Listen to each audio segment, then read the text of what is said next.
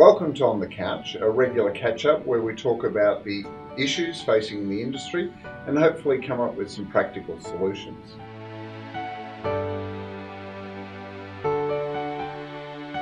Today I'm joined by author of Madison Avenue Manslaughter, Michael Farmer. Welcome, Michael. Thank you, Darren. Very happy to be here today. Look, Mike, your book Madison Avenue Manslaughter has been a huge success, hasn't it? Yes, it has. My publisher likes to brag to me now that it's sold more copies than anything they've published to date. That's brilliant. But what's the feedback been like between from the advertisers and also from agencies?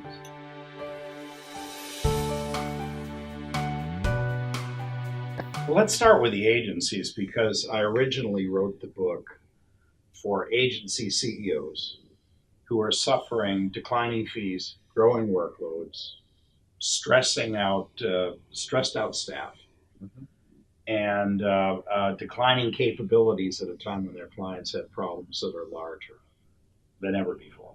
So I wrote the book for them to try to give them a guide. They love the book.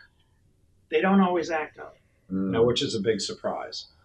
On the other hand, the advertisers who have read the book have actually given pause to the actions that they've engaged in over the last several years. And they're starting to ask the question, have we pushed our agencies so far with the fee reductions and the workload growth that we've actually crippled them as potential strategic partners? And in view of the fact that brands aren't growing very rapidly anymore, maybe they're right about that assessment.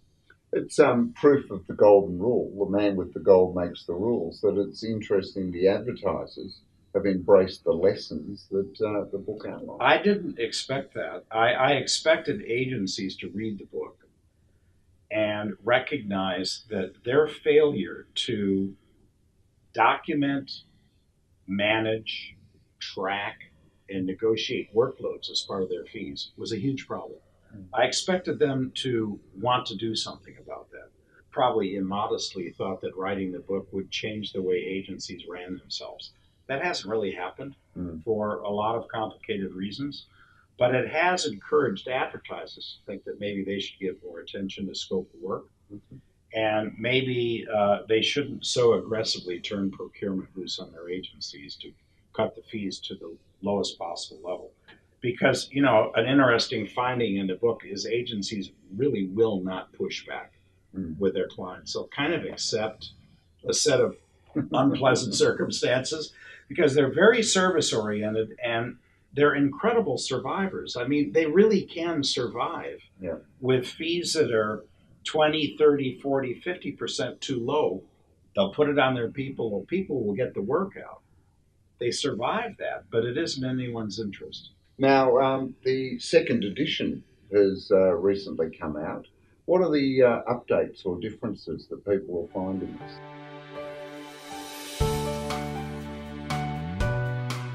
Well, because the hardback sold well, my publisher was thinking we need to get a paperback version out that's lower price, more accessible to the marketplace. And there was a year between that and now. In the last year, I've been able to update the graphs and the charts to reflect changes from 2014 to 2015 to 2016. We've been able to write a chapter on media transparency, which is the big conflict that emerged after the book came out, over media rebates, bot fraud, measurement of viewership, et cetera. All of those issues have come up in the last year. So I added a chapter there. We've also added as an appendix a business case. We created an agency called the Icarus Advertising Agency in New York that has a new chief executive, Kathy Morrison, who came from digital. And she's entered the agency. She's interviewed her boss, all of her subordinates, her finance director, the head of creative, and they all gave her different advice about what she needs to do. And so poor Kathy Morrison has to decide, what is she going to do with this agency? Does she have to make her numbers? Is she supposed to be more creative and win awards? Is she supposed to bring more diversity to the agency? what is she How supposed do to you do? make those decisions? And how do you make them, and what data do you need? And Kathy recognizes that her predecessor was fired for not having good answers, not delivering numbers, and not doing a very good job creatively. So she wants to do everything, but given the fact that no agency has the resources to do everything, she has to make some trade offs. And so that case is in there, along with the updated data in the new chapter. Now, you've come from a management consulting background. Right. And now today, we're seeing those same large management consultants move more and more into the space that agencies have traditionally maintained. Or so, do you see what are the implications for the agencies?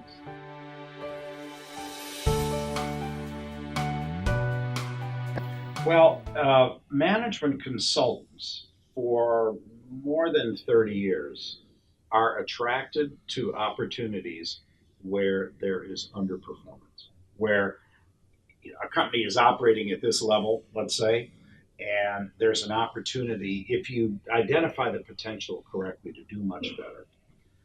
And what's happened in the marketing space, we've noticed now that brand growth has just about come to a screeching halt. Chief marketing officers face a very fragmented media landscape. They've got all kinds of choices about how they spend their money. They have choices about whether they work with outside agencies or whether they create internal agencies. Do they work with few advertising agencies, or do they work with many? Or do they work with consulting firms? The real problem the chief marketing officers have is that their operations are not performing and they're held responsible. And quite frankly, many of them don't know quite what to do. That is very fertile territory for a consulting firm. And unfortunately, as I pointed out in the book here, uh, it's a problem in that agencies have not been the kind of partners for the CMO to help them figure out how to get the brands moving again. In fact, agencies have kind of relegated themselves to a point where what they're doing is generating creative ads. Mm. And thinking that providing service for the client, providing creativity is all that's needed, but it doesn't really move the needle as far as brand growth is concerned. So if I were an agency, I'd be very fearful of the, Accenture, Deloitte's, PwC, IBM, even McKinsey now, who's getting into the business, and a few of the other consulting firms coming in and saying, look, our business is helping people grow and deliver results, and the chief marketing officer's got a problem.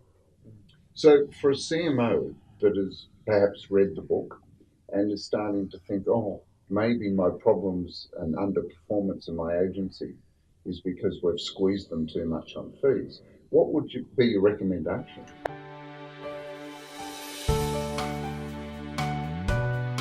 Well, if I were a CMO, having read the book and having realized that over the last couple of decades, their agencies have been weakened, and it's not all the CMO's fault. Let's face it, the agencies have Been kind of party to it, yeah. They've been party to it. They've kind of volunteered to be pushed around.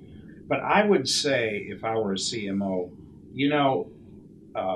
relegating an agency to being a commodity supplier of commodity deliverables at commodity prices isn't helping me very much. Maybe what I need to do is turn the clock back and say to the agency, look, I will work with you, but you have got to play a different role. You've got to be a strategic partner with me. You have to help me find the opportunities for growth with my brands. You have to help me select the best media spend and media mix. Yep. You have to help me figure out what scope of work has the highest probability of delivering results. Then we've got a partnership. Then you have the prospect of a long-term relationship.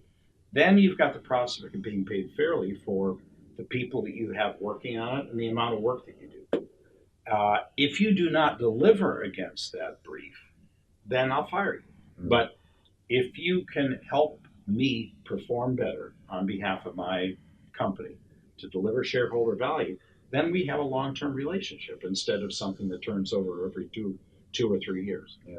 That's what I would do if I were a CMO. and great advice, as always. Thank Thanks, you. Michael. Okay. And thanks for joining us on the couch. Make sure you subscribe to our YouTube channel and stay tuned for more on the couch coming very soon. Thank you.